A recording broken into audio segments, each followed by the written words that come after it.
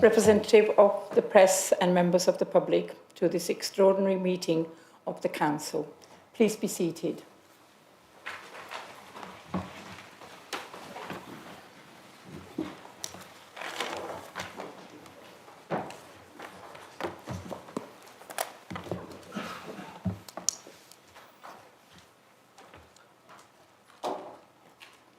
Apologies for absence. Ms Willis, may I have the apologies for the absence, please? Thank you, Madam Mayor. I've received apologies from Councillor Nermal Kang, who's joining the meeting virtually, Councillor Emma-Jane McGrath, who's joining the meeting virtually, and also Councillor Sashi Mar-Vagnam, Councillor Kevin Thompson, Councillor Pat Tedder and Councillor David O'Mahony. Thank you. Declaration of interest. Agenda item 2, declaration of interest. Do any members have any disclosable pecuniary or non-pecuniary interest to declare in relation to the matters which are to be considered at this meeting?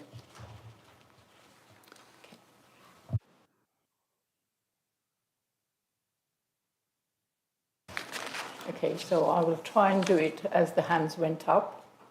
So I think it was Ms Noble first. Thank you, Mayor. I need to disclose a non-pecuniary interest. I'm a Honorary Vice President of Camberley Rugby Football Club. Thank you. Councillor. Thank you, Mayor. I wish to declare a non-pecuniary interest on item 2.3.B. I do know Mr. Ken Clark very well. I'm a big fan of his local knowledge, and we have met many times. Councillor Garrett. Thank you, Madam Mayor. I'm a trustee of Chloe and Sophie Special Aid Fund, and one of the recipients tonight is the CEO of that charity. Is it Councillor Kent? Yeah. Thank you. Thank you, Mayor. Item 3E. I was a pupil at Mary Keyes' school between 1989 and 1993, so you can all age me from that.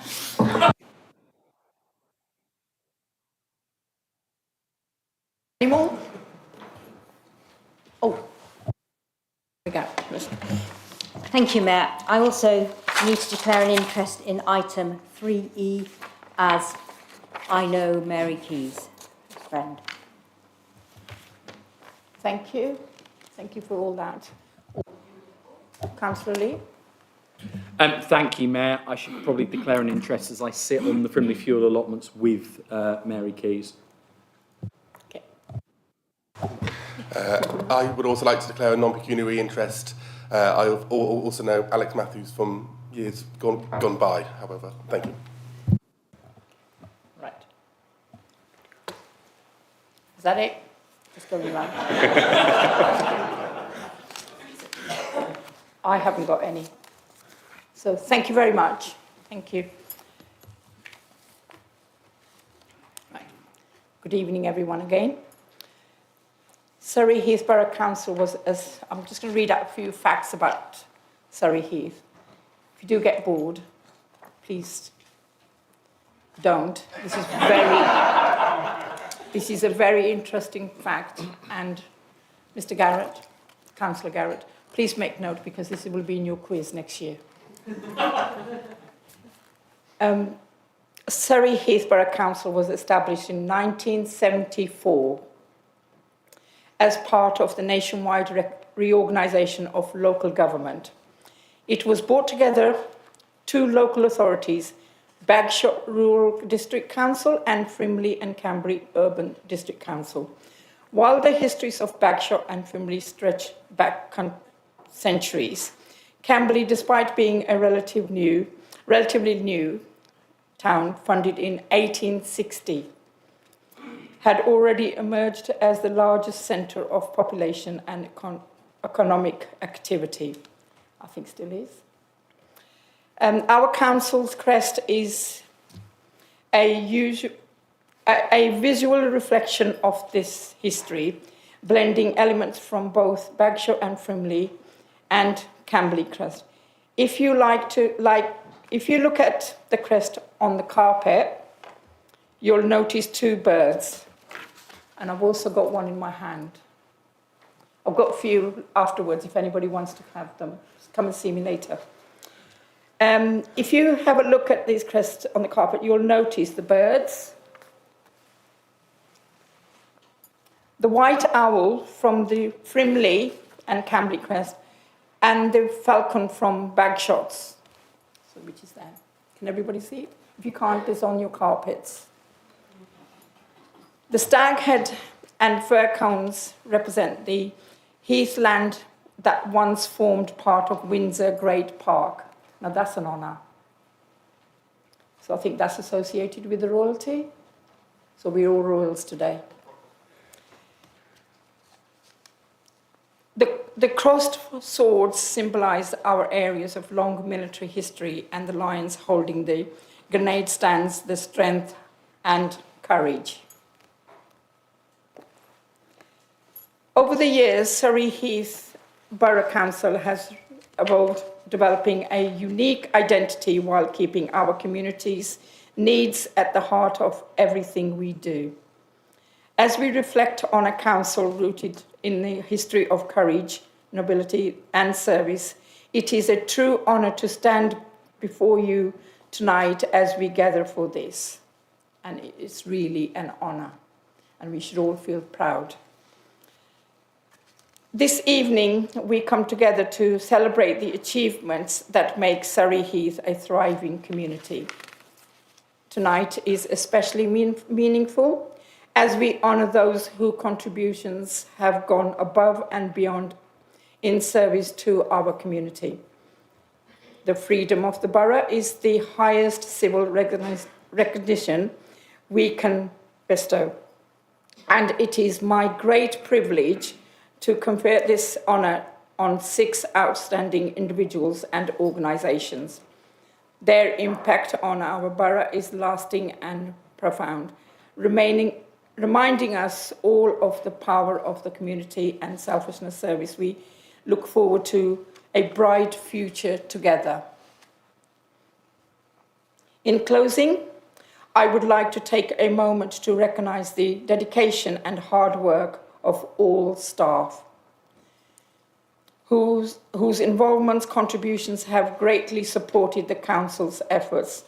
Thank you all for being here tonight to share this in special occasion as we celebrate our past, our present, and our future. And you are the future together. Thank you very much for listening. You're all awake? Thank you.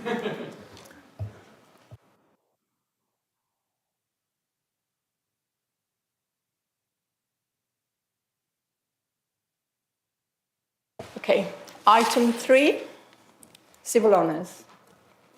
I would like to ask Councillor Louise Ashbury to move the motion set out in the agenda paper. Thank you, Mayor. Friends and family, it's a great privilege to be able to propose Camberley Care for this honour here this evening. As an organisation, Camberley Care is celebrating its half-century this year, much like our council. Camberley Care began in 1974 when the minister of the Camberley United Reformed Church started a project which saw members offer a telephone advice service manned by willing volunteers to assist the needy in our community. In the early days, most requests were for help with transport. Care cars, as they were originally known, have continued to increase in popularity and provide an invaluable service, transporting residents to and from medical appointments, shopping trips, etc., and are still reliant on selfless volunteers. The Handy Person service was originally introduced in the year 2000, offering help with small projects of home maintenance, which are always carried out with a smile and friendly chat. This band of volunteers receives no funding from government and relies on the fundraising its supporters carry out and the small donations received. The residents of our borough are fortunate to be able to call upon the help of such an organisation as Camberley Care, and on behalf of the countless people whose lives they have enhanced, I extend my thanks and praise. And because you're all heroes, I've brought some heroes for you to all share later. Thank you for listening. Thank you, Councillor Ashbury. Do we have a seconder? Yeah, Councillor. Thank you, Mayor. I would like to second the proposal to honour Camberley Care this evening. Councillor Ashbury has very eloquently described the history behind the organisation and the breadth of services that they provide. And I would like, on behalf of us all, to commend Camberley Care and thank them for their incredible contribution to the people of Surrey Heath over the last 50 years. During my time with Surrey Heath Prepared at the beginning of the pandemic, I came into contact with a resident whose partner was terminally ill. They had no family nearby, and on first contact they were, like many of us, extremely worried and anxious about the challenges the pandemic posed to them. Camberley Care were integral in ensuring that this couple were well supported, and it was an absolute joy to see them so assured within a very short space of time that they would be looked after and cared for so well. In this, their 50th year, it's very fitting that Camberley Care should be honoured this evening, and I hope that this will acknowledge the vast impact that the organisation has had on the people of Surrey Heath. Councillor. Do any other members wish to speak? Thank you, Councillor Hall.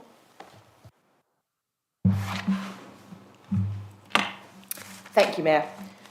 Councillors, whilst I know Camberley Care team won't be offended that if, while recognising and thanking them for their contribution to supporting the vulnerable in our community for 50 years, which is the entire lifetime of this council, it will be good to also give praise and acknowledge other similar organisations, if not quite so venerable, within the borough. So, for example, Bagshot Care, Lightshot Care, Lightwater Care, Trubham Care and Web Care in West End and Bisley. I'd like to thank all the dedicated volunteers that make these and Camberley Care, and no doubt others of a similar ilk, work to help our vulnerable residents across the borough. Thank you to you all. You are all stars. Thank you, Mayor. Thank you, members. I would now like to move the vote on a proposal. Members, can you show your agreement to this proposal by raising your hands, please? And keep them up when we count.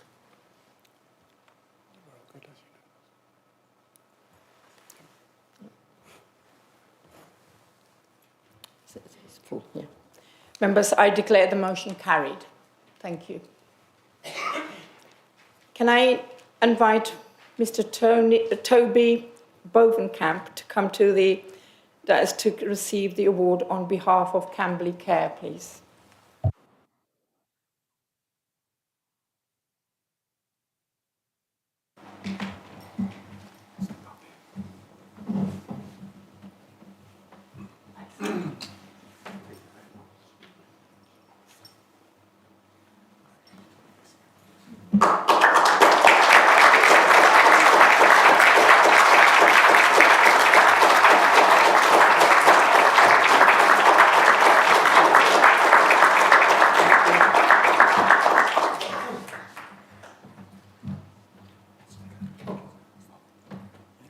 I would like to invite Mr. Bowencup to say a few words, please.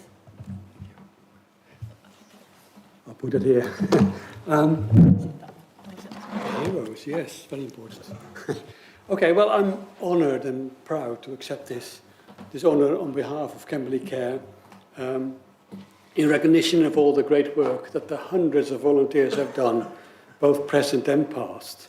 And it's in their honour, really, that this is all. That this is for. So, yeah, we thank them all. That's it. Thank you.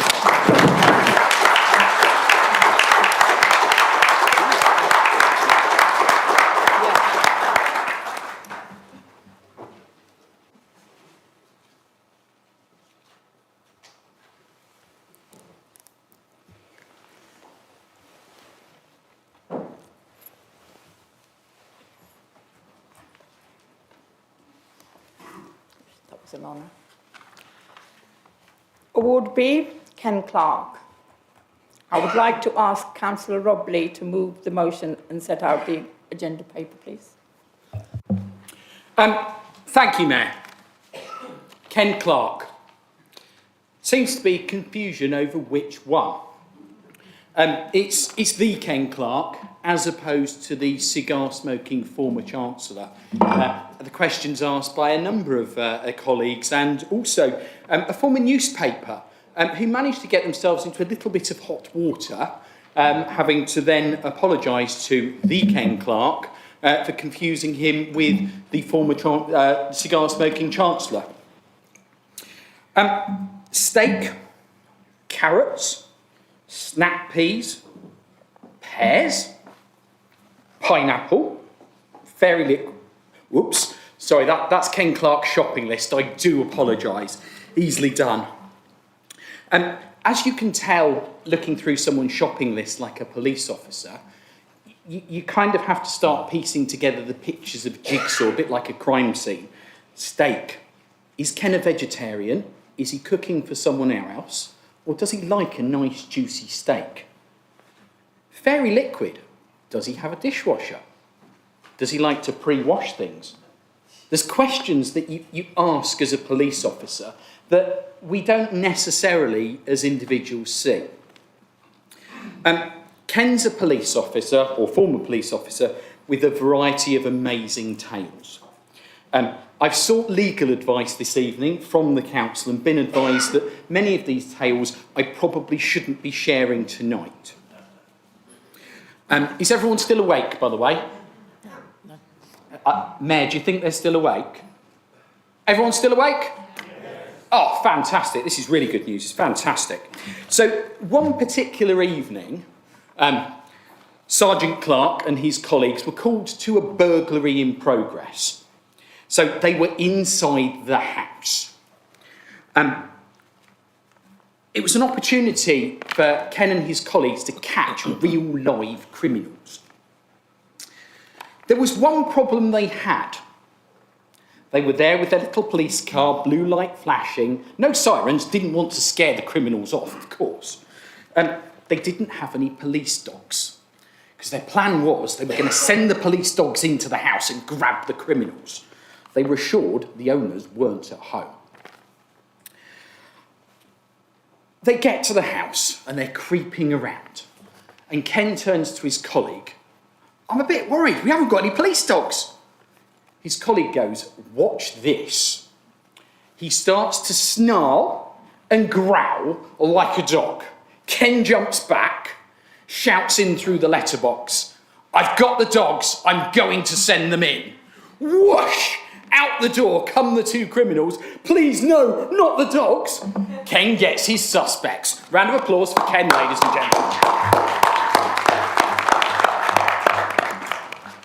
gentlemen.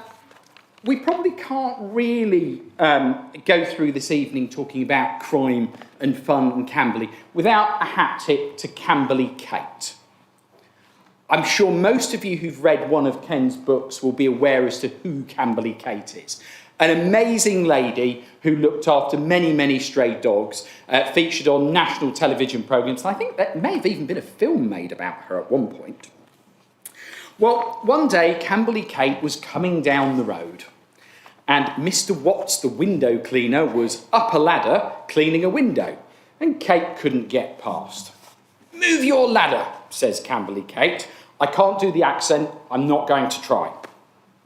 Mr. Watts, not on your life. I'm washing windows. I've got windows to clean. Is that a window cleaning sign, or am I waving to everyone? So Mr. Watts comes down the ladder to have a bit of a to-do with Camberley Kate, and the police are called. He's not moving his ladder. She needs to get past, and obviously they're carted off to the local magistrate's court, and they're bound over to keep the peace. I don't know if Ken was involved in that story in terms of dealing with it from a police one, but it was a particularly lovely one that I could safely tell. There is one about a gentleman inappropriately dressed in stockings and high... No, I probably shouldn't with that one either. I'll stay away from that, but do ask Ken afterwards. So Ken's long service with the police was far exceeded by someone who, for many, many years, was very special in Ken's life. And that's his late wife, Monica. Monica received a long service award much longer than Ken's service to the police, for 45 years. What an amazing record. Having received that award, she then went on to continue working part-time within the NHS. What an amazing lady. Going back to Ken's career, on one occasion during their career, there was an attempt to take a photo of Ken. And I happen to have this photo here. I don't know, Mayor, if there's an archive of things to do with the Freeman that we could perhaps put a copy of this photo into. I'm not sure how this will come up on the camera up there, but within this photo, there's Ken here that the photographer's trying to take. And has anyone heard of Bear Grylls? Fantastic, this is good. His dad photobombed with a lady called Margaret. Anyone want to take a guess as to which Margaret was with Bear Grylls' dad photobombing? Margaret Thatcher.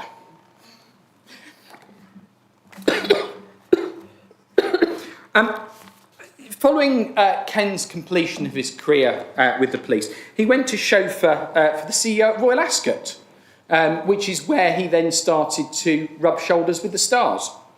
I think one of his particularly fun people he met was Roger Bannister. I can't tell you exactly at what time he did the 4-minute mile in, but whenever you ask Ken, he's got it down to the second. I guess that's an officer's eye for detail. Obviously, he spent time with Bear Grylls' dad, Michael Grylls. He had fun chauffeuring Ben Ainsley around, and also gold medal winning Kelly Gallagher. Looking to the next thing that was really important from Ken, Ken is best known for his history books. Can anyone that owns one of Ken's history books please put your hand up? Fantastic. If you paid for it, keep your hands up, please. If you paid for it, can you put your other hand up? I told you, Ken, I'd get a few councillors to put their hands up. Ken, have you got the pace table? Fantastic. I think we've got a few more punters to buy a few more of your books. We'll make sure you can't get out until you've bought one. Cash, use banknotes, non-sequential numbers only, please. So, ladies and gentlemen, can I please ask you to put your hands together for a round of applause for Mr. Ken Clarke, our Ken Clarke.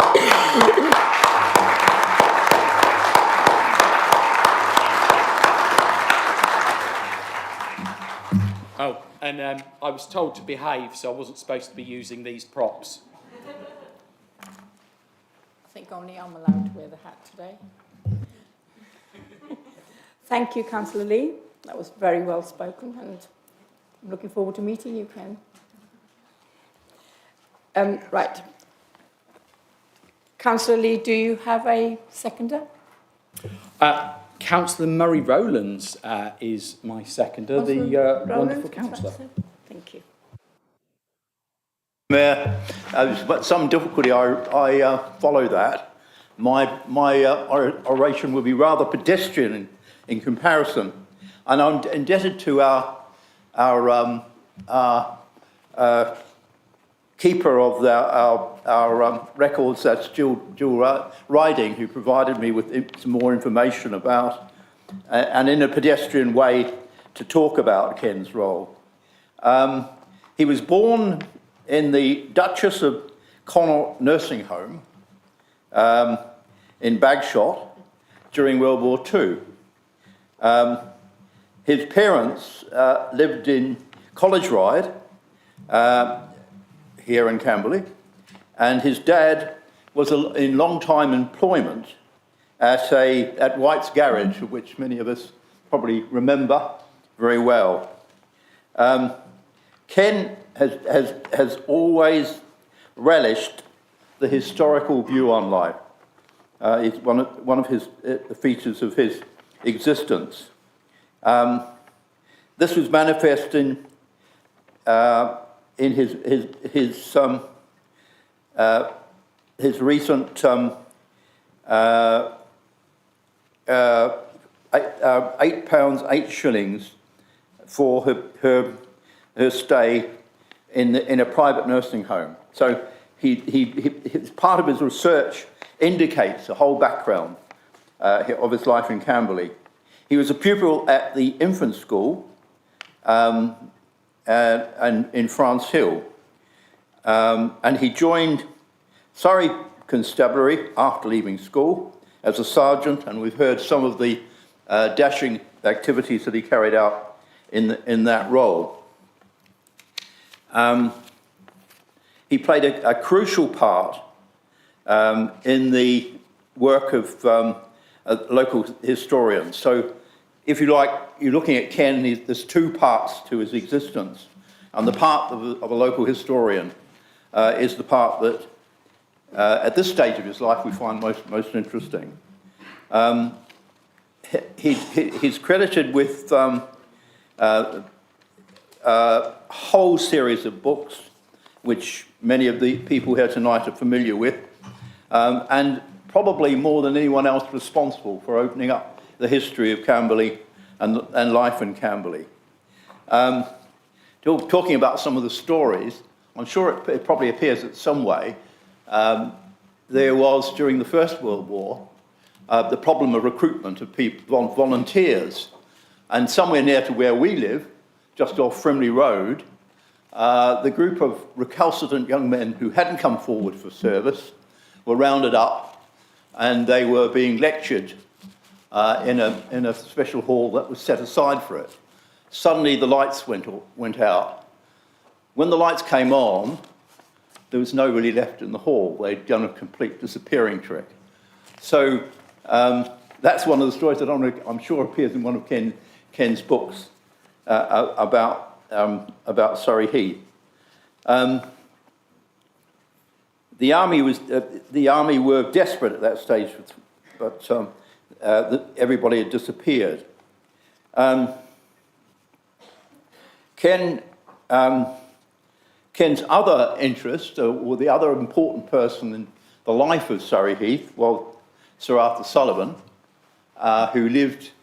whose father was the director of the Royal Military Academy, and they had a cottage on London Road, and which is now McDonald's. If you go there, you can see a plaque in that memory of that.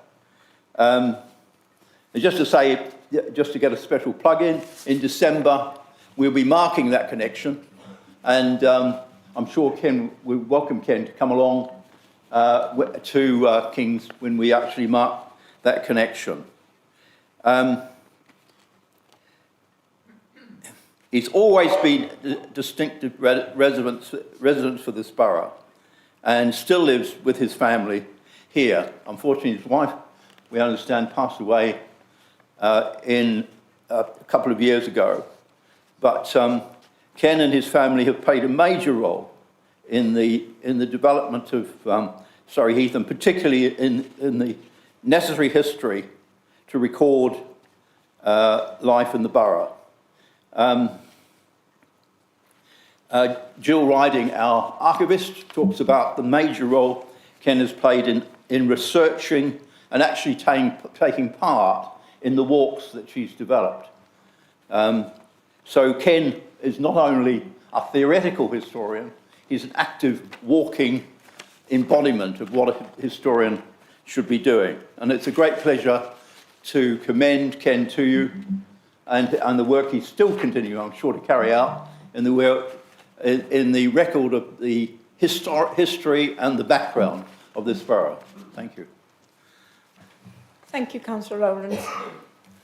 Do any other members wish to speak for Ken?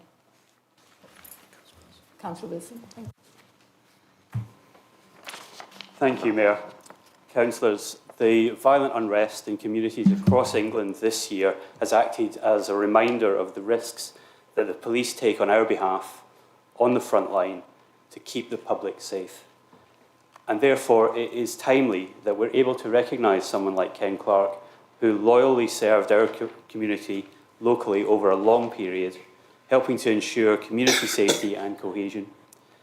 That Ken was later able, also to have a significant impact on the borough by ensuring its cultural history is documented, understood and preserved for future generations is a great achievement for which he continues to do us all a great service.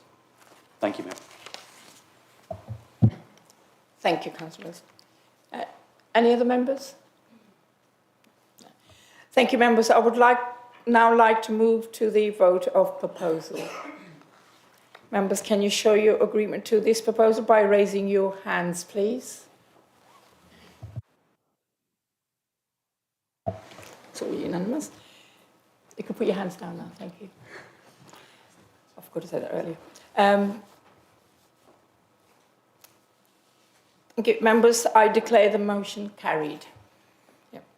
Can I invite Ken Clark to come to the dais to receive a scroll and a badge of honorary freeman, please?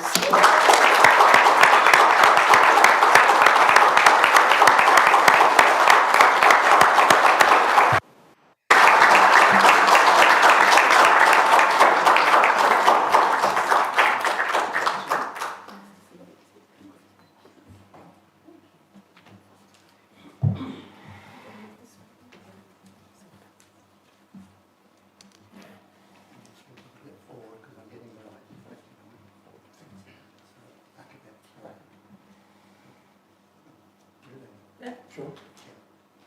You won't move. So I'm happy with that.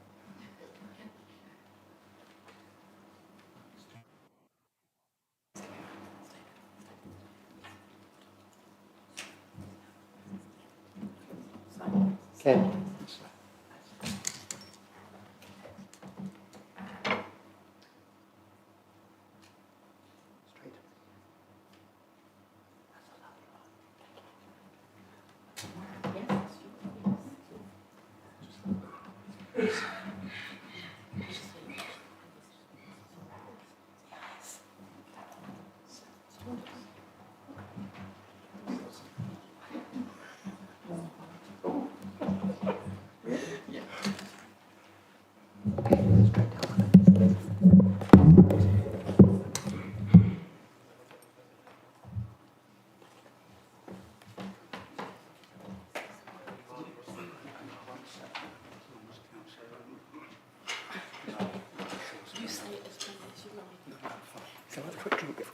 Yeah, sure, sure. Yeah.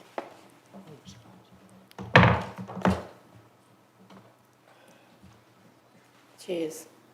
You sure it's not? Is it water? Not in that one. Yeah, well, okay. Yeah, Drink just this. Oh, that's strong.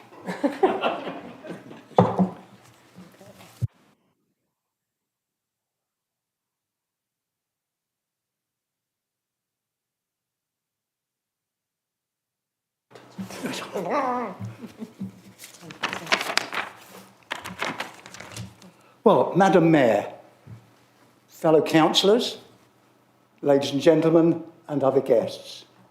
Madam Mayor, what can I say? Well, we had a quiet word just now, didn't we? But it's so nice of you to give me this award. I feel very honoured to receive it from my council, if I may express my thoughts. You're my council, as well as others, but tonight you're mine. I do appreciate it, and it's quite a prestigious award for which I'm extremely grateful. In particular, I'd like to thank Rob and Murray for speaking on my behalf. Very kind of you. I don't know what you said, Rob. I don't know where you got that information from, Rob, but I was never like that. I was far better, honestly. I really was. Now, if I can just go back a few years, for a mother took her small boy up to Camberley railway station. It was just about the end of the war, thereabouts, and to look at the steam trains. There were steam trains on our line at Camberley, and usually on a Wednesday the trains would be there with lots of trucks shunting around. And this particular boy would stand on the footbridge that's still there at the railway station and spit down the funnel of steam trains. And I am that little boy, and to think you've given me an award, I'm going to keep it. It's great. And of course, once they changed to electric trains, it was never the same, as I found out last Thursday. Now, Mary has mentioned, of course, I'm a local boy. Well, I say boy. I was born at the Duchess of Connaught Memorial Home, nursing home, which is still there. And it cost my mother £8, 8 shillings before the advent of National Health Service. And she actually gave them £8, 10 shillings, a 2 shilling tip. And I've got the receipt at home, signed over a tupenny stamp. And just out of interest, I was the only baby born on that day. My mother assured me I was born at 2:10. No, I was born at 10:22 because I've seen the records. And just out of interest, and I'm sure this will go no further than the chamber, had I been a girl, which I can assure you I'm not, I was going to be named Pamela. I'll just share that with you privately. Now, interestingly, my family, I'm the 5th generation of my family who are here. My great-great-grandfather was the first quartermaster sergeant when the Royal Military College opened in 1812. And he and his wife and some of his children are buried actually in the cemetery inside the Royal Military College. 2 of his sons, 2 of George's sons, and Murray alluded to it, were in the Royal Military College band under the leadership of Thomas Sullivan.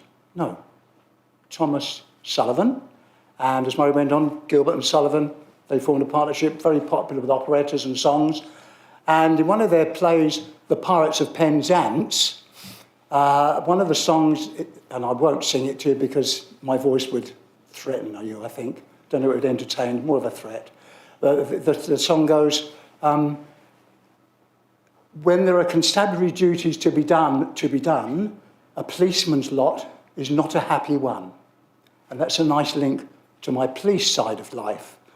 I joined the police service, or Surrey Constabulary, in 1961, and went to various stations. I've served just under 31 years when I retired, 21 of which were in Surrey Heath. I first moved to Camberley in 1970, and that was to the original police station, which some of you may not have known was in the High Street on the corner of Portsby Road, and it was built in 1892 by Mr. Charles Kingerley of Oxford, and it cost the exorbitant sum of £2,047. Not long after I arrived here, we then moved to what was the new police station further up Portsby Road. I don't know the cost of that, but I would imagine it was probably more than £2,047. And just out of interest, when I moved to Camberley Police Station, there were 100 police officers at Camberley. In addition, there were 7 at Chobham, and there were 9 at Bagshot. I stayed there for a few years, dealing with all sorts of incidents. Rob mentioned some of them. I noticed, Rob, you didn't mention about the naked woman I attended on Christmas Eve one year, did you? I checked with the lawyers, it was... I will go no further. I take my legal advice from you, thank you. I then got promoted to sergeant and moved to Frimley in 1979. And there were 15 of us at Frimley. So there was 100 and God knows what, how many police officers at Camberley. If you think you know the number of police officers in Camberley now, send me a postcard. A lot different. And of course, policing is different to when I was in, and now it's changed and it's more violent, I must admit. As Nigel Farage found out, didn't he?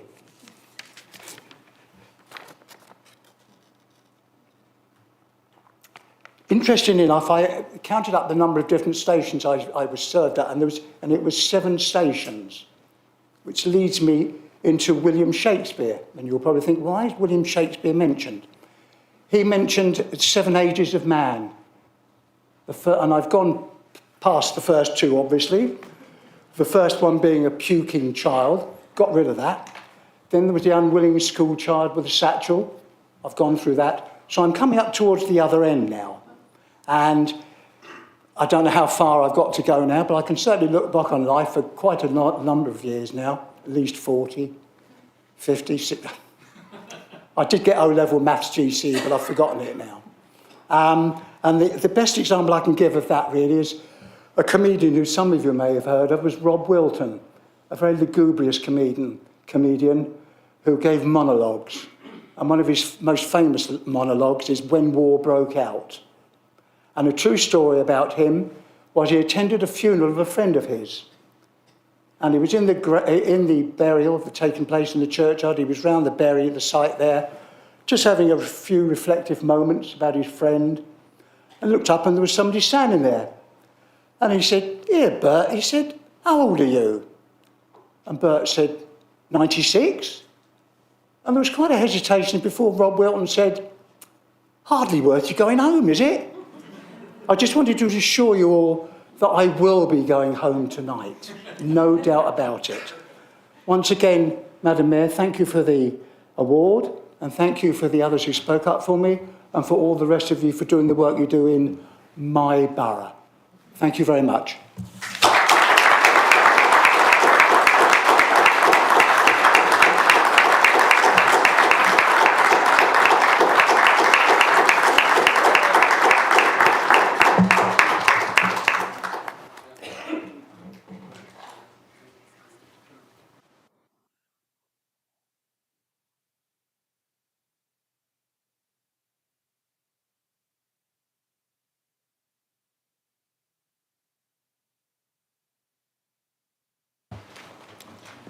Thank you. That was really inspiring, wasn't it? Especially these days, the police, we do need police everywhere. Award C, Maureen Humes. I would like to ask Councillor Valerie White to move the motion set out to agenda paper, please. Thank you, Madam Mayor. It is my absolute pleasure to propose Maureen Hume for the honour of Free Woman of the Borough of Surrey Heath. Maureen is the founder and chairman of the Camberley Alzheimer's Cafe. And I hope Maureen doesn't mind me saying this, but she did ask me, what is expected of me now? Do I have to do more? No, Maureen, you do not have to do more. Just keep on doing what you're doing, as it's already pretty amazing. I still put another word in there, but I changed it to pretty amazing. I was going to give you a long resume of Maureen's life, so you would all get an idea as to what brought her to this moment. Enough to say, in my opinion, it's been a well-lived life, which includes training as a nurse in Scotland, nursing in Botswana, training to be a midwife, working at Frimley Park Hospital and eventually teaching midwifery. That's just a few of the things that she's done in her life. After retiring, and I say that in brackets, in 1995, due to very many people coming to her with their problems, asking questions, because they knew that she'd trained as a nurse, Maureen decided to train as a psychiatric nurse. It was during this journey that she met with Dr. Gemma Jones, a highly respected consultant and leading authority in the education of dementia caregiving. In 2000, Gemma co-founded Alzheimer's Cafe UK, the original idea of the cafe support model being introduced in Holland in the late 90s. Maureen decided this was just what Surrey Heath needed, and in 2014 founded the Surrey Heath Alzheimer's Cafe at St Mary's Church in Camberley. They have now moved and relocated to St Martin's Church on the Old Dean and have just celebrated their 10th anniversary. On the third Monday of each month, carers meet up with other carers or those who have lost their partners to Alzheimer's, dementia, for a meal and a chat. Obviously, this was interrupted by COVID, but Maureen kept up these meetings via Zoom online. Maureen told me that during her 10 years as a psychiatric nurse, she only had to ever refer one family for safeguarding. During COVID, she actually referred 18 people for safeguarding, probably due to loneliness and obviously other things. During this time, Maureen made weekly phone calls to all her cafe guests. She still phones up to 19 people every Saturday morning just to make sure they're okay. I first met Maureen at the launch of A Man and a Pan. This was a well-received initiative at the Alzheimer's Cafe for men who had always relied on their partners, wives, to cook their meals, to learn how to cook a simple, nutritious meal. A Man in a Pan was a 6-week training course. I think it's a 6 weeks training course, run by professional chef Robin van Creveld, founder and director of Community Chef. He is an amazing man, and he and Maureen's guests, clients, whatever you want to call them, made some amazing meals, to which I enjoyed. Maureen goes to great pains to say that she didn't or doesn't do this on her own, but she is the driving force behind the Alzheimer's Cafe. She has some of her team here with her tonight, and I'm sure they will agree with me that she is one amazing lady and thoroughly deserves this award. Thank you.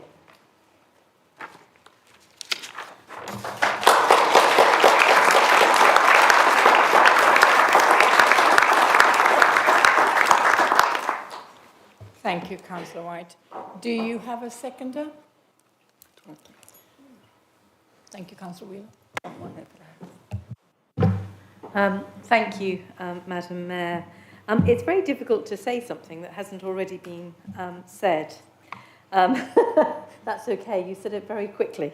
But it really is what Maureen does, as Councillor White has already said, was the Alzheimer's Cafe was set up just over 10 years ago. Later on, Maureen was the mastermind behind the Man with the Pan initiative locally. With a small team of trustees and volunteers, the cafes provide friendship and support. The support had to adjust during COVID, switching to Zoom, and also then running both online sessions and keep in touch phone calls. Setting up and running a Facebook page. However, with all of these changes, it is never lost sight of the core aim, which is to provide a safe space, not just for those with dementia, but also for their carers. It is highly unlikely that any one of us within this chamber will not be touched by a loved one with Alzheimer's, an illness that can see us mourning the loss of someone for many years before they actually pass. It is reassuring to know that Maureen, your volunteers and your helpers will be there for us and for those people that we love. And according to their Facebook page, there's armchair exercises, live music and talks. This recognition in particular is for somebody quite extraordinary, doing something extraordinary solely for the good of others. Thank you for your kindness, your compassion and your hard work.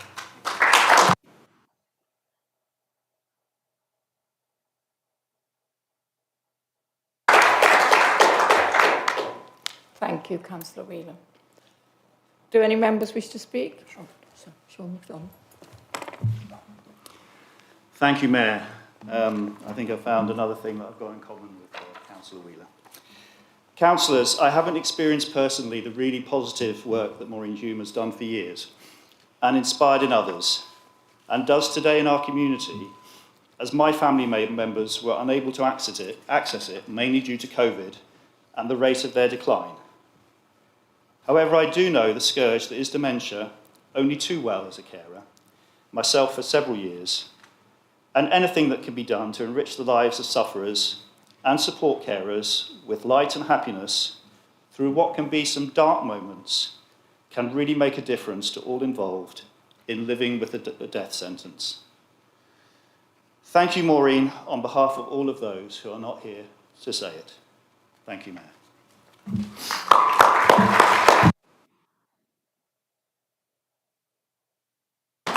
Thank you, Councillor John. Thank you, members. Is there anybody else who wants to speak? No. Thank you.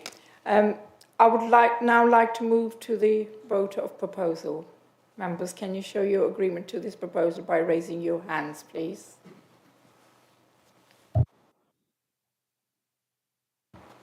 Okay, members, I declare that motion carried. Can I invite Maureen Hume to come to the dais to receive a scroll and a badge of honorary free woman?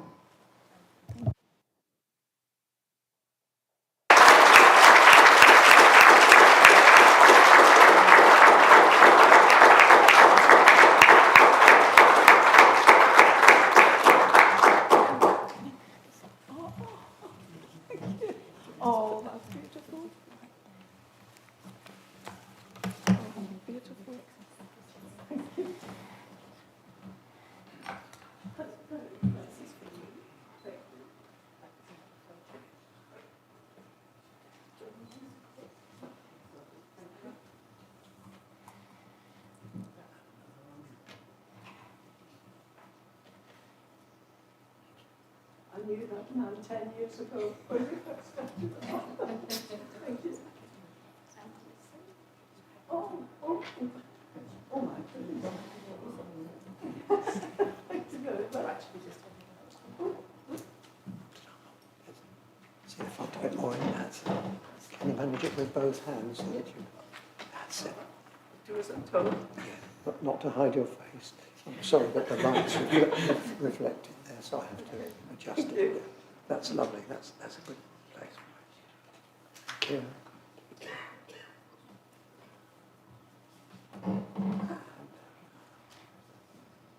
Straight to me, Maureen. Thank you very much.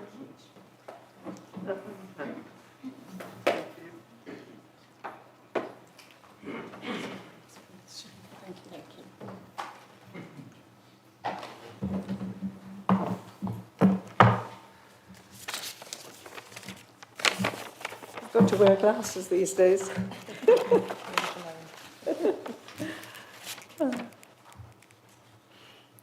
Good evening, Madam Mayor, ladies and gentlemen, and team members. I'm very pleased to accept the award, and I do so in the name of our Camberley Alzheimer Cafe planning team. It was myself who planned the initiative in response to difficulties expressed by our people, but it was our team members who carried out the plans at every meeting over 10 years. I was even at a Lord Mayor's dinner in London one year with my husband, and a man there came to me with his story about what was happening to his wife. So wherever I went, I would meet people who spoke of their difficulties. As a team, we understand the value of exercise, and it was by accident that we found the individual value where people appeared to wake up, to enjoy movement, and thus dance to the music which was available. Here, real enjoyment is expressed by all, and from that time on, and we started it with a little party just with our team because of somebody's birthday, but that had such an impact on us that we carried it into the team, to the cafe movement, and we've done that ever since. And what does happen, really, is people wake up. They wake up and they're willing to talk, chat, dance, and it's lovely to see. So for everybody, I would recommend exercise. Our educational programme is an international one, which was started in Holland by Beer Meissen, an old age psychiatrist, in 1997. Dr. Gemma Jones visited and brought this back to Farnborough in the year 2000. We bring specialists to teach the actual subjects. The programme is really one of the journey through dementia, helping people to understand what is going on. They can't change it, but they can understand and not be so hurt, we hope. To a certain extent, we work hand in hand with care homes, informing families of those available in their area. Apart from the caring aspect, they allow carers to resume their family relationship, while staff undertake the caring part of it. At our cafe, our volunteers are active in all areas of the cafe, enabling former family relationships to be enjoyed during that hour and a half, and have old-fashioned fun. Long may they continue to practice. Thank you for the staff.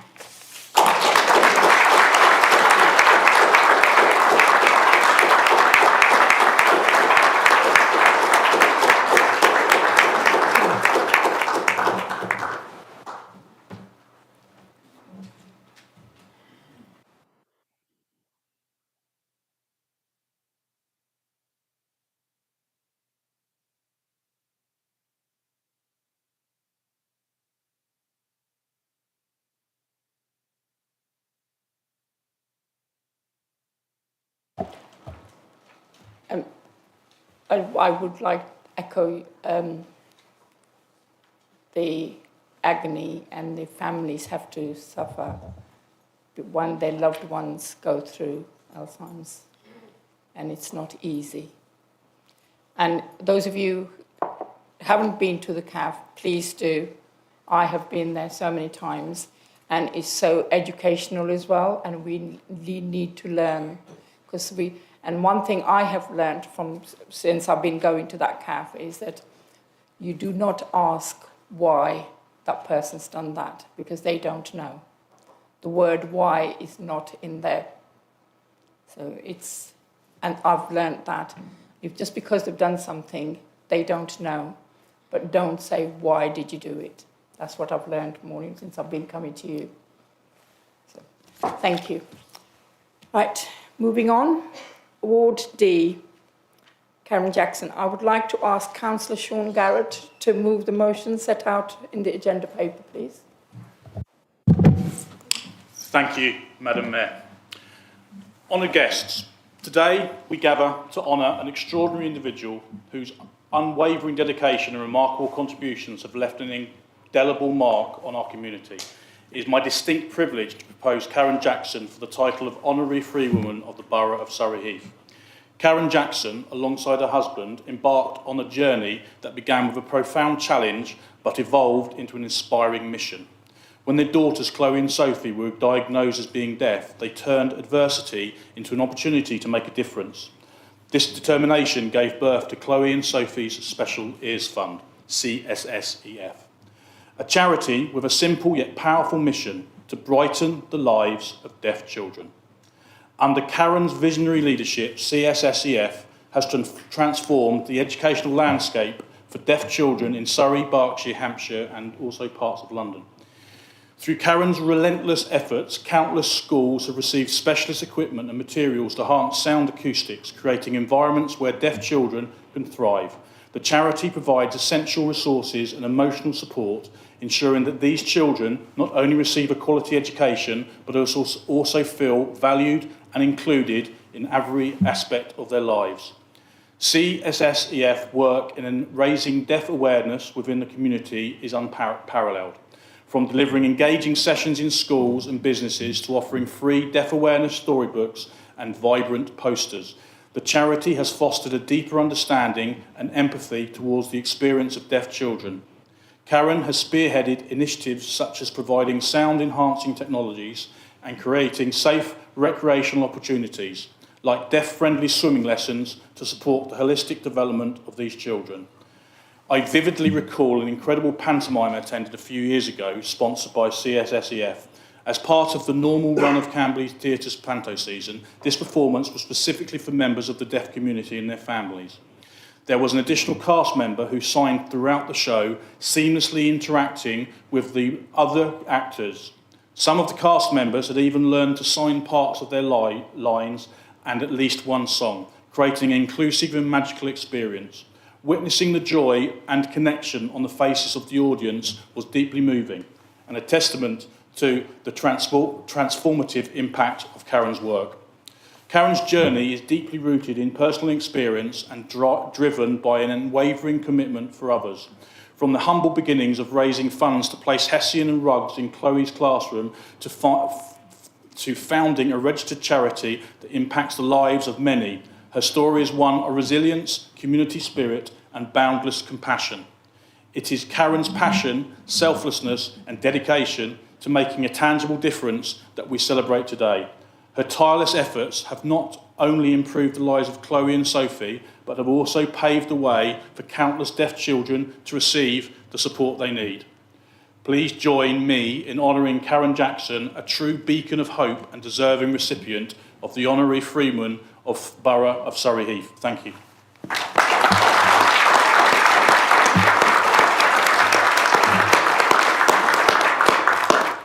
Thank you, Councillor Garrett. Do you have a seconder?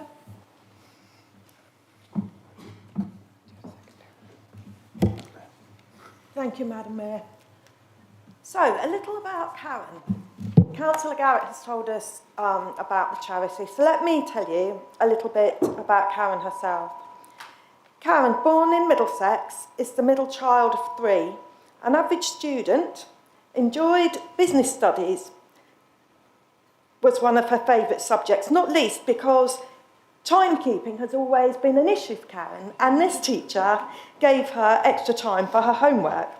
At Kingston University, Karen studied a degree in business and began a career with Odeon Cinemas, where she quickly became a general manager. Karen met Brian when she was 18, and she tells me it was his dancing that stole her heart. They married in 2004. As Brian is deaf and Karen hearing, they were told that their children had a 50% chance of being deaf. Chloe came along 2 years later in 2006 and Sophie in 2009. Both girls had been diagnosed as deaf by the time they started school. As Sean says, it was at this time that CSSEF was born. The passion behind this was to help not only their own family, but parents and families with other deaf children. This was driven by her passion to be a mum. Like all parents, one of the most important things in her life was that her children were given the opportunity to live happy and successful lives. Karen's love of learning has driven her to pass level 6 in British Sign Language. She was inspired by the words of a lady she met in a lift. Karen clearly remembers her words, but regrets not having seen her again since. In late 2001, I was approaching the beginning of my mayoral year, and Madison and I decided that the charities we should support for the year should resonate with things that related to us. Some of you may know that I'm in fact hard of hearing, and it was Councillor Rise who actually came up with the suggestion that I should meet Karen. As you've heard from Councillor Garrett, a lot of the work that Karen does with the charity is in relation to deaf awareness in schools. I remember vividly feeling very different to my peers as I was taken from the classroom for my regular hearing test and being very embarrassed as the school secretary announced to the class that that's what I was needed for. I also remember refusing to wear my hearing aids due to the horrific noise as the children dropped the lids of wooden desks. One teacher even told me that my deafness was not an excuse for not listening. So I'd like to say to Karen and people like her, thankfully the story, I hope, is very different for children in schools today as it was in my time, and that is thanks to you. When choosing the charities, I decided I would like people who would join in with us in raising the money. Karen was amazing. Among other things, she made sandwiches and poured tea at our afternoon tea party. She flipped burgers in the basking sunshine, and that was one hot afternoon. I think everyone went home, Ben. During the Queen's Jubilee party at the Lodge. Between my fundraising team and the charities, we made a healthy sum, something that I'll always be proud of, but I couldn't have done this without the motivation and inspiration that Karen gave us all.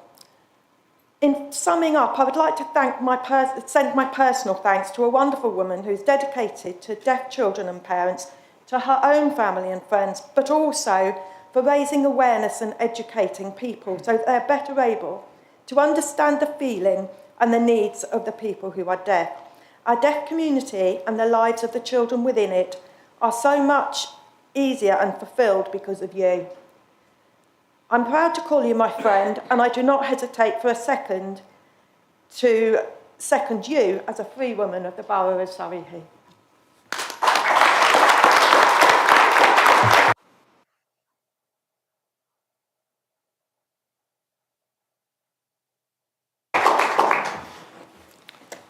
Thank you, Helen. Do any other members wish to speak? I don't think we can beat what's been said already. Thank you, members. I would now like to move to the vote of proposal. Members, can you show your agreement to this proposal by raising your hands, please?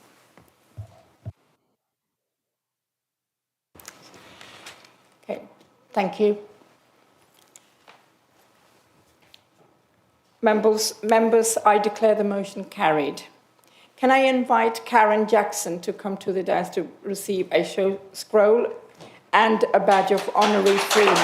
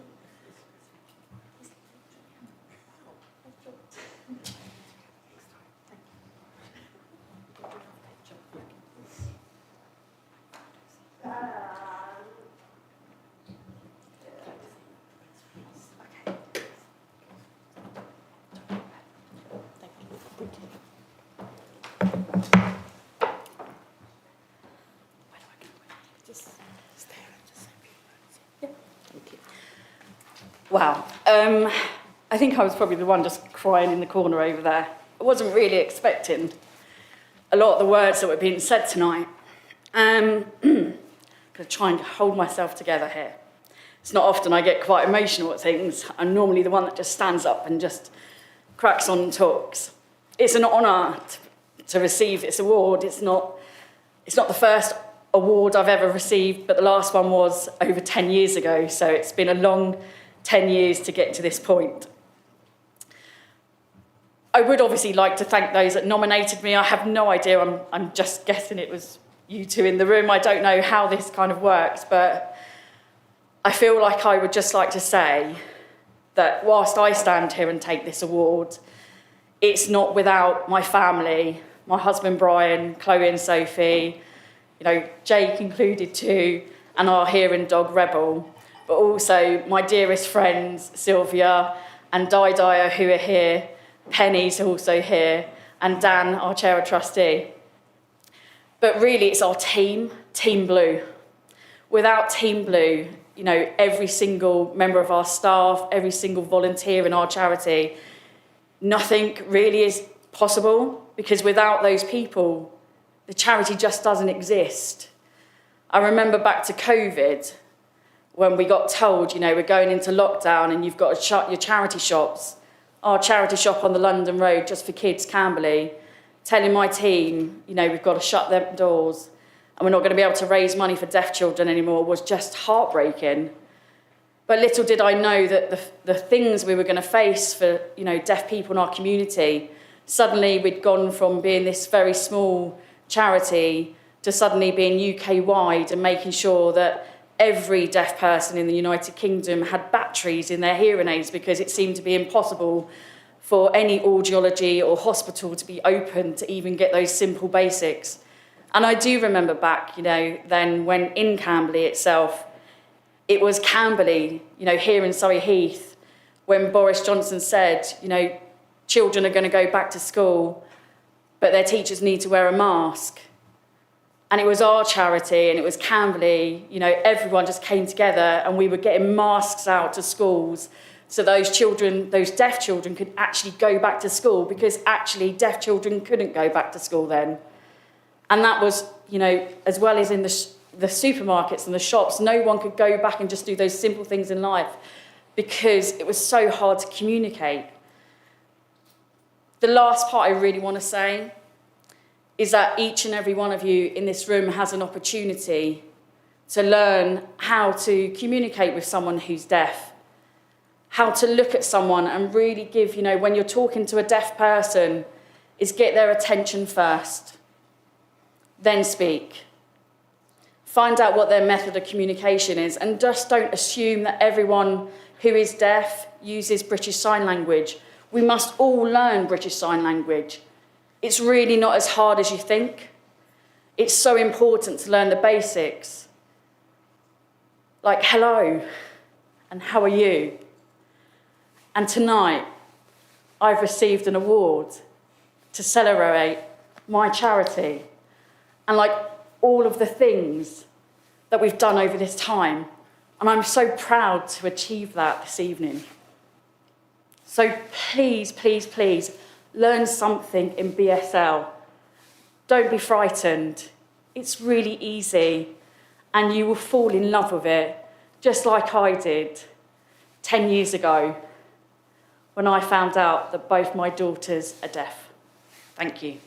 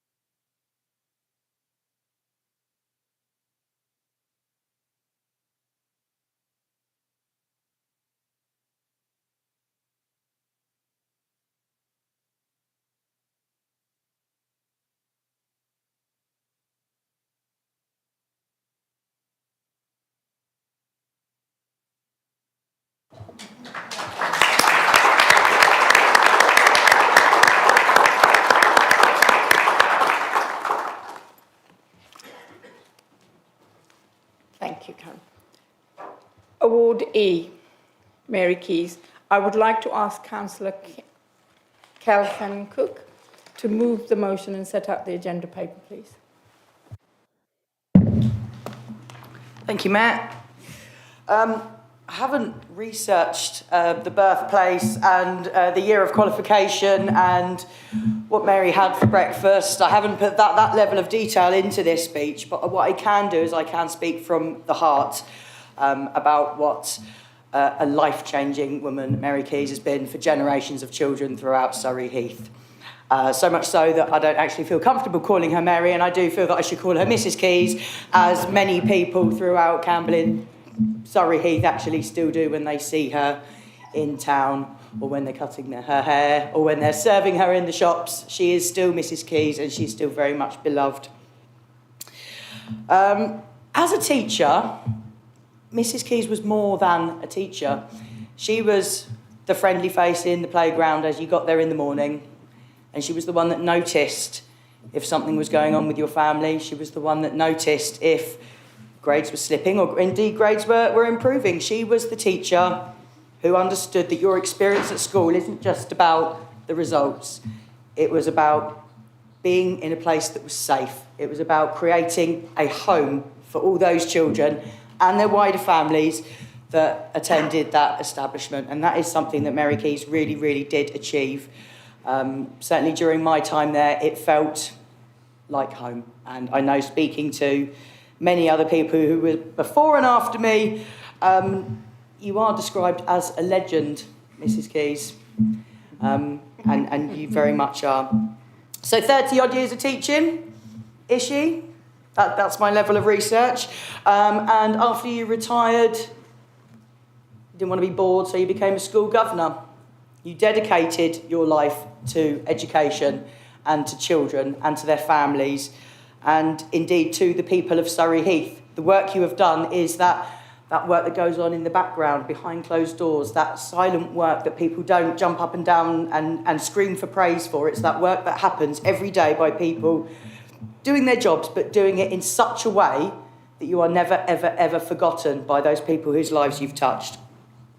Not only your work at school, not only your work as a school governor, which I have done myself and I know is very, very difficult, you also have worked with Homestar and Frimley fuel allotments for a very, very long time, longer than some people in this room have been alive, no doubt.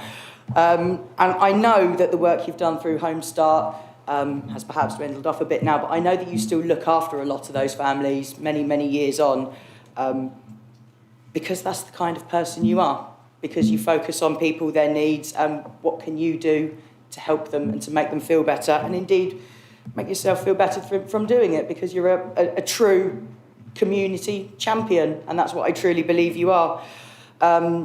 You, to me, sum up, and you are the epitome of the phrase, you never forget a good teacher.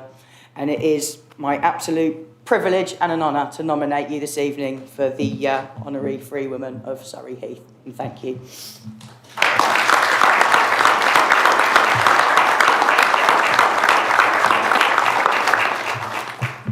Thank you, Councillor. Do you have a seconder? Oh, Mary. Thank you. Thank you, Mayor. I'm absolutely delighted to be able to second this proposal.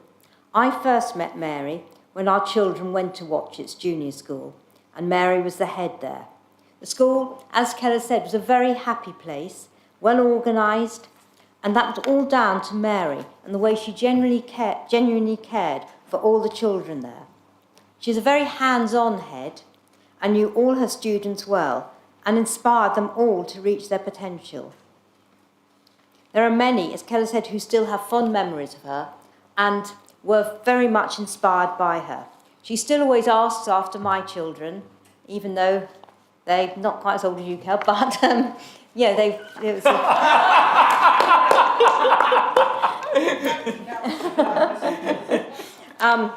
it was a while ago. And because of her love of education and the effect she had on children, it's not surprising that after her retirement, she continued to contribute in the field of education in Surrey Heath, whether by being a governor or working on SAT's development. Mary's the sort of person who can't say no. And so again, it's not surprising that she got involved in local charities, especially those working with families and in need. As a councillor, I've become a trustee of Frimley Fuel Allotments, and so I know about all the work she puts in there, from organising the litter picks to visiting those who need help. She always is thorough in everything she does. As well as this, Mary's involved in other aspects of life in the borough, such as running a book club, teaching tap dancing in the U3A, and being an active member of the Camberley Musical Society. I'm sure there are also many other things she's involved in which we don't know about. And I would wholeheartedly think that Mary Keyes thoroughly deserves to be made an honorary Freewoman of Surrey Heath.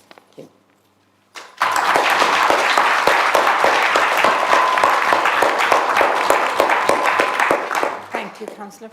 Do any other members wish to speak? Any school children here? I'd like to say that coming from Asia, the British education has always been the best thing that that came to many of the colonies, and it's people like Mary who has given that sort of attitude towards education that has been in Asia, given to us in Asia, and thank you so much for that.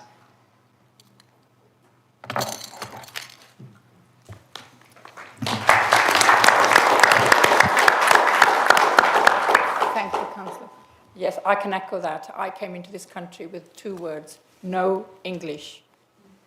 And I had a Mary who took me aside and taught me what I know today. So hence the spelling words. I'll blame my teacher. Thank you, members. I would like to move to the vote of proposal. Members, can you show your agreement to this proposal by raising your hands, please? Thank you. Members, I declare the motion carried. Can I invite Mary Keyes to come to the dais to receive a scroll badge of Honorary Freewoman?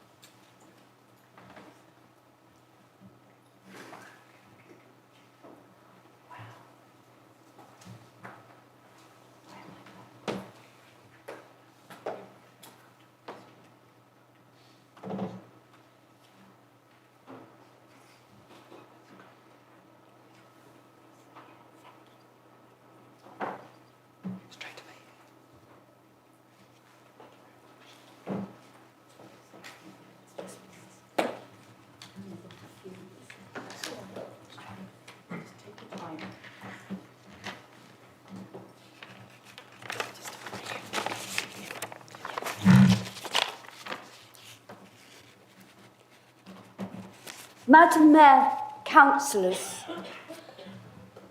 and guests, I can only say thank you for this great honour and wonderful award.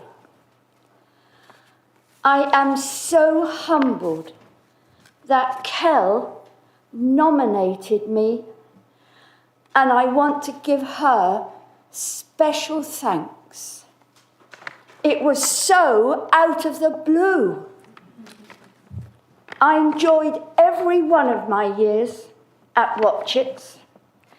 When I became head teacher after 11 years of being deputy, I remember saying at my first assembly that everyone was part of a special family, and we all cared and looked after one another. In my retirement, being a trustee of Frimley Fuel Allotments charity has certainly opened my eyes to the needs of our community. And I feel privileged to be in a position to be able to help. I also enjoyed my years caring for families through Home Start. Some of them I'm still in contact with. And being a governor of the school, within a term I was chairman, and it just kept me involved.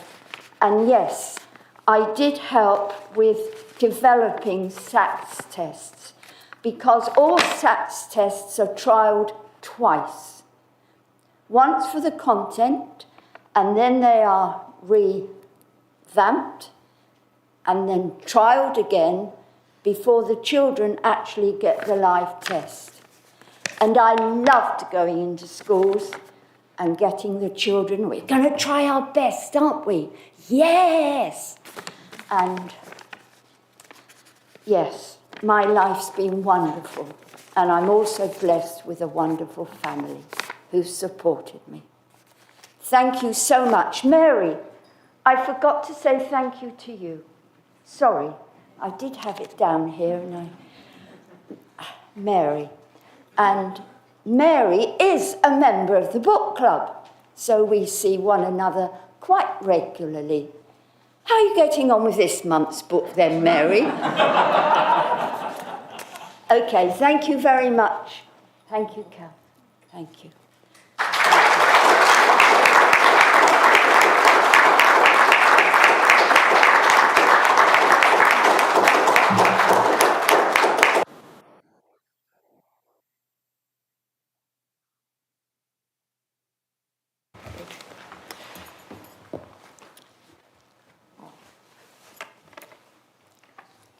Mary reminds me of my mum. Right, Award F, Miss Alexandra Matthews. I would like to ask Councillor Liz Noble to move the motion and set out the agenda paper, please. Thank you, Mayor. Mayor, councillors, ladies and gentlemen, it's my honour and privilege to nominate Alexandra Matthews, Alex, for the award of Free Woman of the Borough of Surrey Heath. Alex was brought up in Camberley, joining Camberley Rugby Club at Watchetts Park at the age of 3, alongside her elder sister Fran. Minnie's rugby is mixed up to under-12s, and whilst she couldn't play with the boys' teams from age 11 onwards, she continued to train with them for a couple of years. She attended King's International within the borough before heading off to Hartbury College, well known as a centre of elite sporting excellence. At university, Alex graduated with a degree in sports psychology.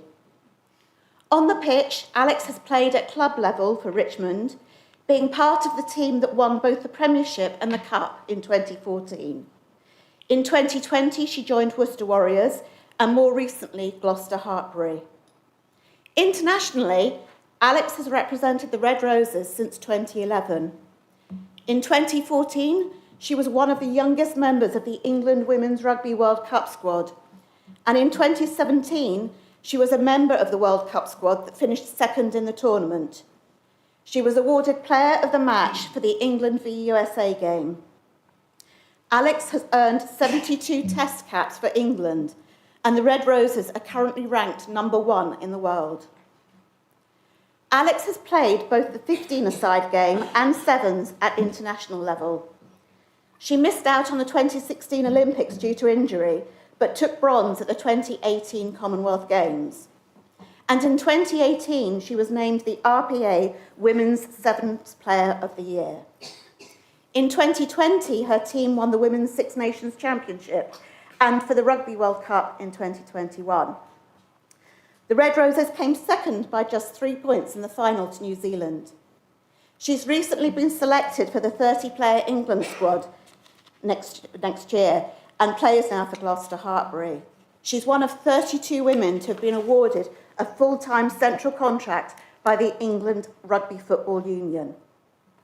Whilst all of the above are very visible signs of a successful sporting career, the reason I wanted to nominate Alex is for her commitment to promoting rugby for women, not only at the international and national level, but for her support at grassroots. Alex and Fran are often at the Camberley pitches, helping to coach minis on a Sunday morning, visiting the women's teams and talking with the senior, academy and junior players.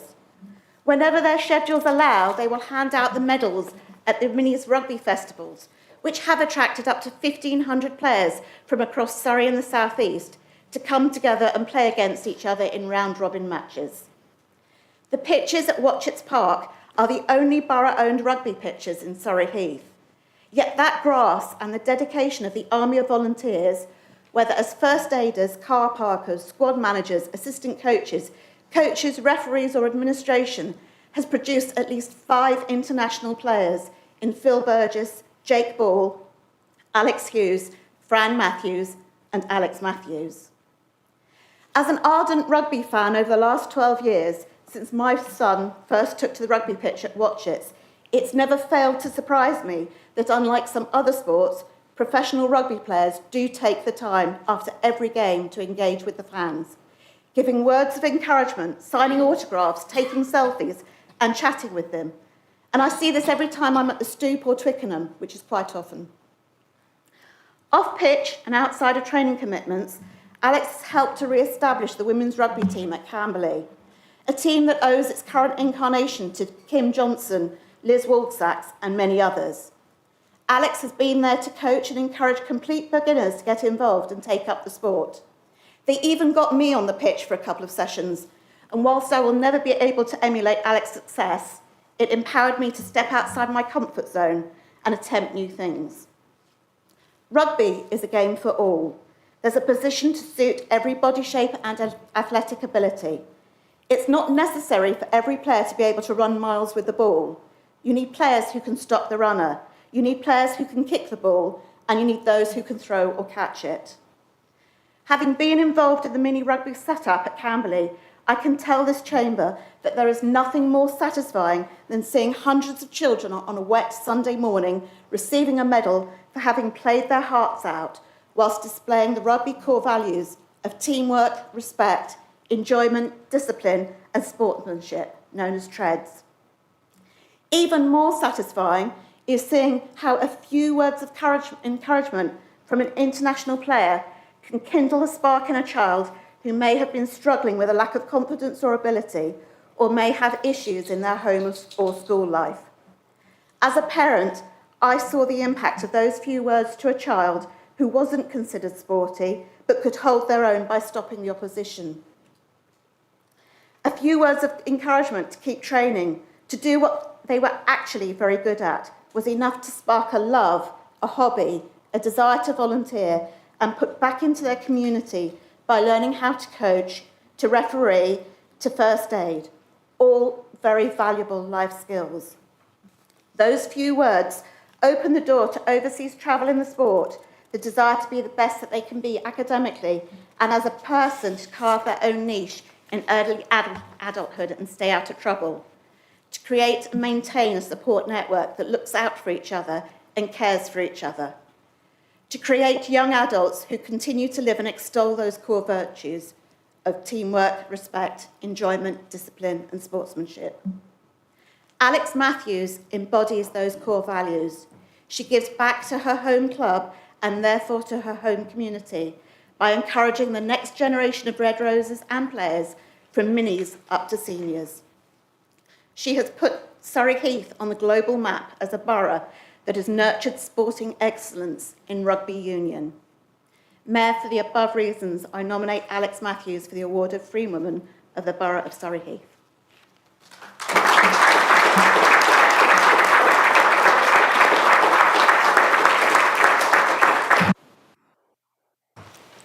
Thank you, Councillor Noble. Do you have a seconder? Thank you, Mayor, councillors, ladies and gentlemen. As a mum of 2 rugby-loving boys who have received some of those medals, it gives me great pleasure to second the nomination of Alex Matthews for the award of Free Women of the Borough of Surrey Heath. The award of freedom of the borough is made to a person of distinction, a person who has given eminent service to the borough, a person who has a strong and continuing connection with the borough of Surrey Heath, or who has made a major contribution to national life and in doing so has enhanced the reputation of the borough. Alex meets those criteria by continuing to support grassroots rugby within the borough, encouraging hundreds of children, both within and outside the borough, to seek to be the best that they can be, to apply themselves and to live the core values of rugby both on and off the pitch.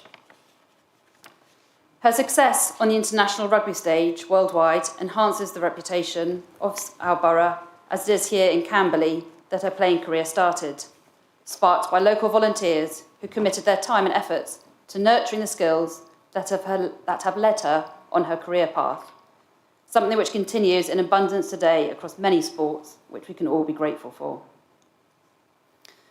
We are thankful to Alex for all of her efforts to promote women in sport locally, nationally, and internationally, for being an inspirational role model for women and girls to get involved in a sport that allows people of whatever size or shape to take part, and for setting the example for demonstrating the rugby core values, not just on the pitch, but in everyday life.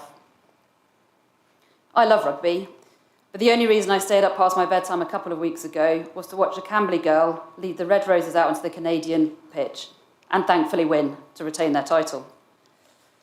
So I encourage my fellow councillors to accept the nomination and to grant Alex Matthews the freedom of the Borough of Surrey Heath.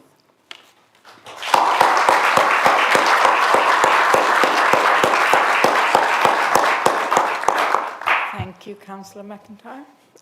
Do any members wish to speak? Thank you, Mayor. I just want to add a very brief comment because my colleagues have spoken perfectly about Alex Matthews. But as a resident of Watchetts, as her ward councillors, we would just like to say how incredibly proud we are of her. Her contribution to the ward and the borough as a whole has been immense. She grew up in the ward, she was educated in the ward, and she supports rugby in the ward to this day. And I know that there are many residents who would be very annoyed with me if I didn't stand and say how proud they are. Her friends, her family, her neighbours, I know, are incredibly proud of her, and we are delighted that she is being proposed for this honour tonight.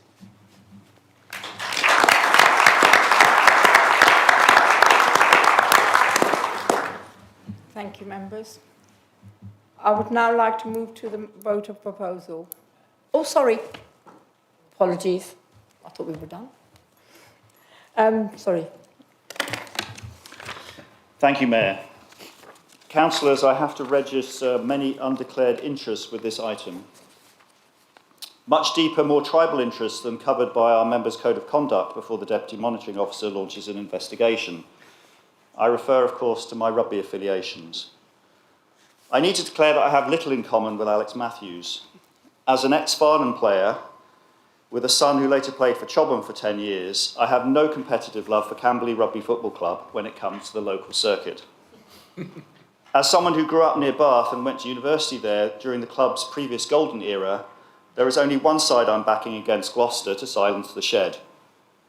And when it comes to Grand Slams, I'm happy to recount to anyone that will listen about my attendance at Murrayfield for the grudge match in 1990, and indeed recount my team, Glasgow Warriors' tremendous away run in the playoffs to win the United Rugby Championship last season.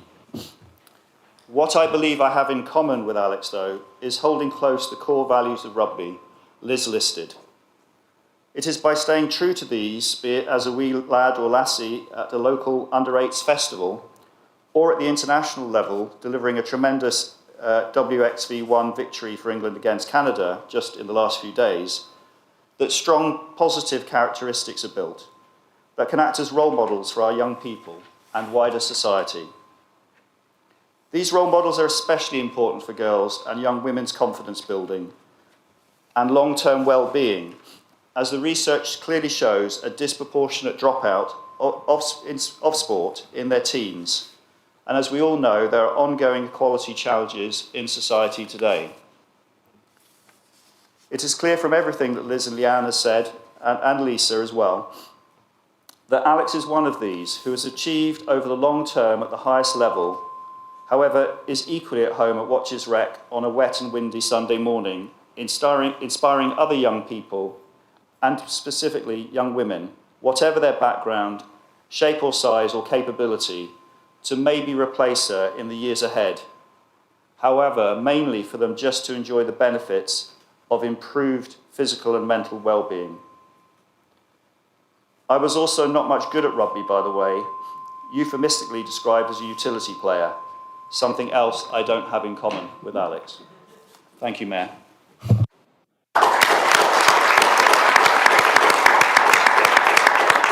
you, Sally. Does any other members wish to speak?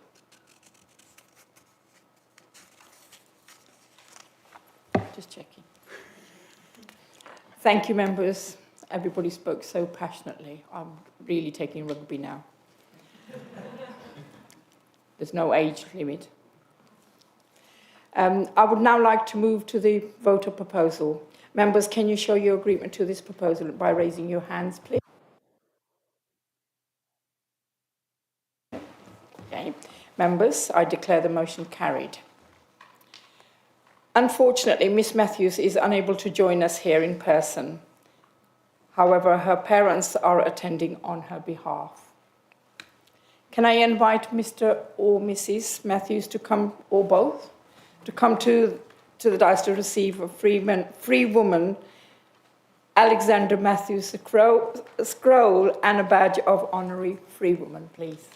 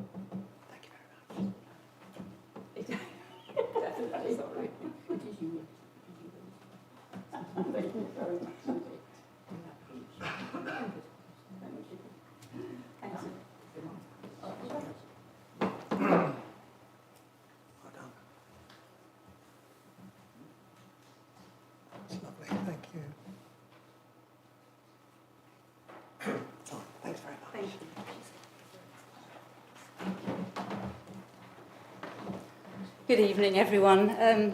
I'm here this evening with Alex's dad, and we were both extremely proud of Alex, and I'm very proud to accept this amazing,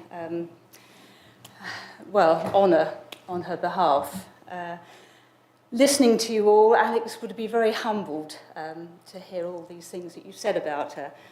From Alex's point of view, she's been very fortunate that since leaving university, the job that she does is just the job that she loves. It's her dream from the age of 8 to play in the England setup. So really all I can say is thank you. She's very passionate about growing the women's game. In fact, she's very passionate about children in all sports. She had an amazing time at Camberley. She still reminisces very fondly about her young days at Camberley Rugby Club. Getting up on a Sunday morning, getting dirty and running around was her idea of the best day of the week, and she still loves it to this day. I say she would be very humbled by everything that you've said about her this evening, and I thank you. This is a great honour, a really great honour to be given. Thank you.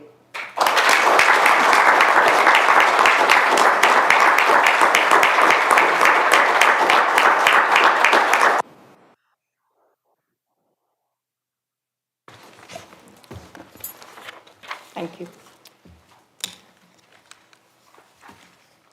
Anybody else would like a award? Thank you. Before we close the meeting, I would like to move a vote of thanks to all recipients of the Distinguished Award for their contribution to the borough. Thank you, thank you, thank you. It's been such an honour to hear everybody speak about on behalf of you all. And from the bottom of our hearts, Surrey Heath would like to say thank you. Keep up the good work. Don't stop, please. And in another 50 years' time, I'd like to see you get that award again. Hopefully, Jonathan will be here, but we won't be. I will be, though. Do I have a seconder?